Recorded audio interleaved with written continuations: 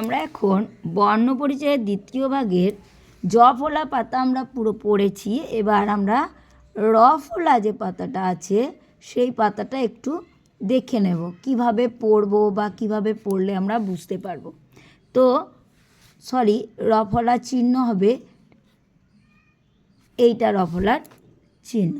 তো আমরা র ফলা চিহ্নটা দেখে নিলাম।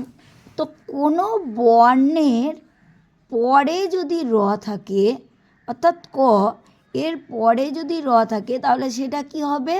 কয়ে রফলা। যদিও আমরা কয়ে রফলা যুক্ত কয়ে রফলা এইভাবে দেখতে পাবো, যার মাথায় মাত্রা থাকবে। তো কোনো বর্ণের সঙ্গে র ফলা যুক্ত হলে ওই বর্ণের পরে রয়ের উচ্চারণটা হবে।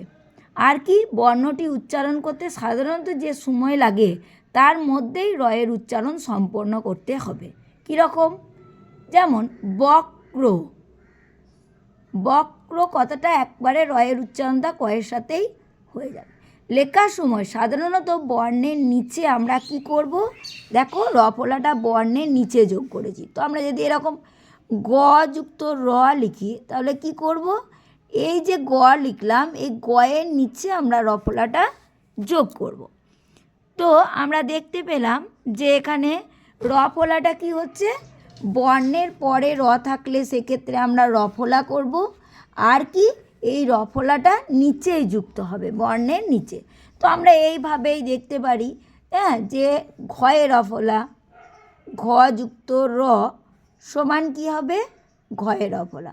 তাহলে আমরা যখন এই ঘ আর র এই দুটোকে যোগ করব তখন কি পাবো? ঘয়ে র ফলা। তো আমরা সেইভাবেই যদি এবার দেখি যে আমরা বর্গীর জয়ে র ফলা, এটার মধ্যে কি আছে? বর্গীর জ যুক্ত র, তাহলে কি পেলাম? বর্গীর জয়ে র ফলা।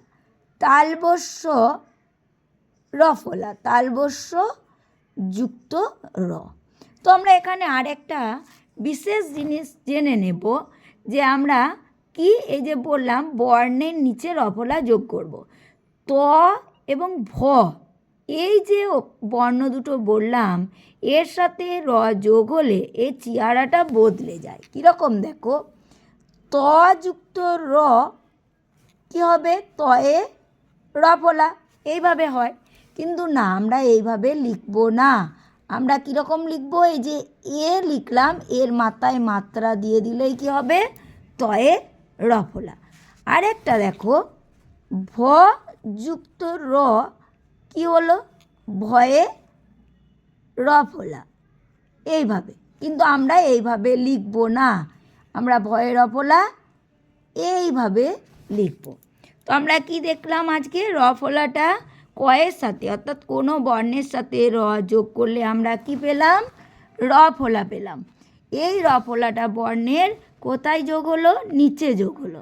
তো আমরা কোনো বর্ণের সাথে র থাকলে র ফলা পাবো, আবার র ফলাকে আমরা যখন ভাঙবো তখন সেটা প্রথমে বর্ণ তারপর র পাবো। তো এইভাবেই আমরা র ফলা পাতাটা প্রথমে বুঝবো, পরের দিন আমি তোমাদের দেখাবো কিভাবে পড়বে।